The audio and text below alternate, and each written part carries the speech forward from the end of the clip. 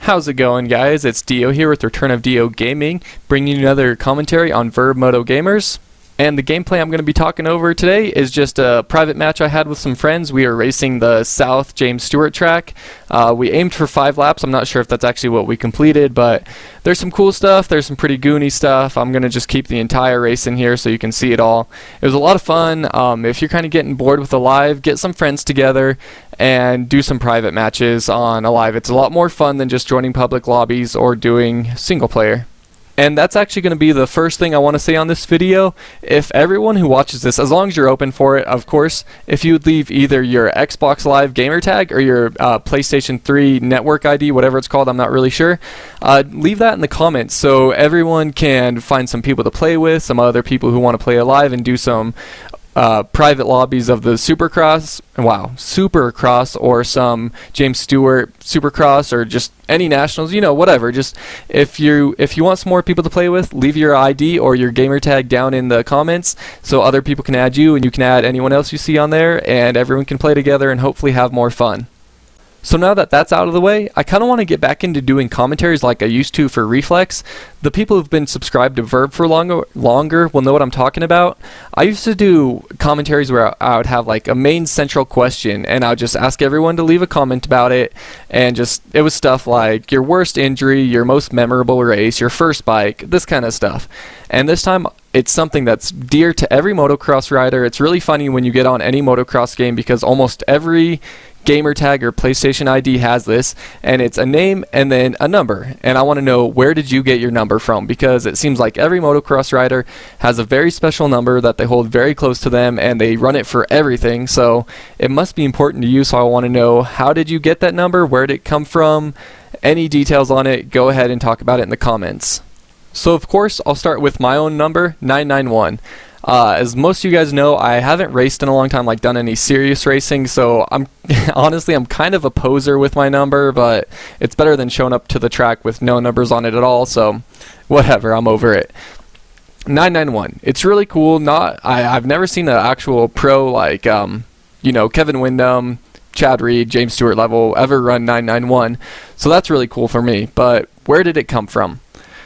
Honestly, I don't really know. When I first started riding, my dad was 3'11", and you know, I started riding when I was 3.5, and every little kid looks up to their dad, and so we had 3'11" slapped onto my PW50 and ran that, and it was oddly enough that I was 3 years old at the time. I stepped up when I turned 4, we went to 41. When I was 5, it was 51. Took some years off, and then I went to 91, and then I went from SRAC, one of the organizations in Colorado, to RMXA, and came back, and 91 was taken, and it was race day, and they're like, you can't use that number, someone already has it, they had it last year, whatever the circumstances was, I had to change it. So we went to the local whatever it is at the track where they like sell extra tires and tubes and numbers and stuff, and my dad was like, well, what about another 9? And so, you know, we didn't want 911. You know, I've always seen that as kind of a bad sign, an omen or whatever, so we got that other 9, slapped it on the bike, and there you have it, 991. I've had it since I was 9 years old, and for whatever reason it just stuck. And since that year of racing, I've never truly got back into racing and done a full year, so I've never had a need to change it. Who knows, someone locally might be running it now, and if I got back into it, I'd have to change, but it's just stuck ever since then.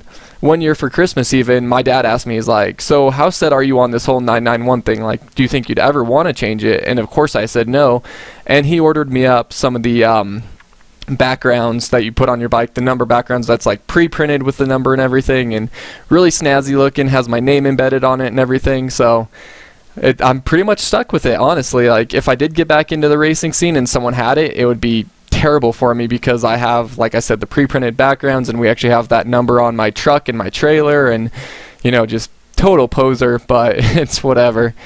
And I don't know, I've loved the number. Of course, as you guys know, my gamer tag is DeeO991. I've used 991 in passwords before with school stuff. I've used it with email addresses. Pretty much everything in my life I have as 991. And as silly as that might be, like, Why base it around a motocross number when I don't even race? I don't know. I can't explain it. I think it's just a motocross attitude that you get your number, you fall in love with it, and it sticks with you for the rest of your life as long as possible. I mean, if you're running the pro ranks or not even the real pro ranks, but some pro-ams, and you have to change your number every year depending on how you finished and stuff, I understand that. That's a lot different. But when you are just like me and you just kind of do stuff locally and you have no need to change your number, it seems to really just stick with you. So wrapping up here, I just really want to know, what is your number and how did you come across it? Why is your number so important to you? If you have a story about it, go ahead and leave it in the comments. I'd love to hear your story. Anyway though, as you can see, that race is over, so I'm going to wrap this up now. Of course, this has been DeeO with Return of DeeO, and as always, take it easy, and if it's easy, take it twice. I'll see you guys.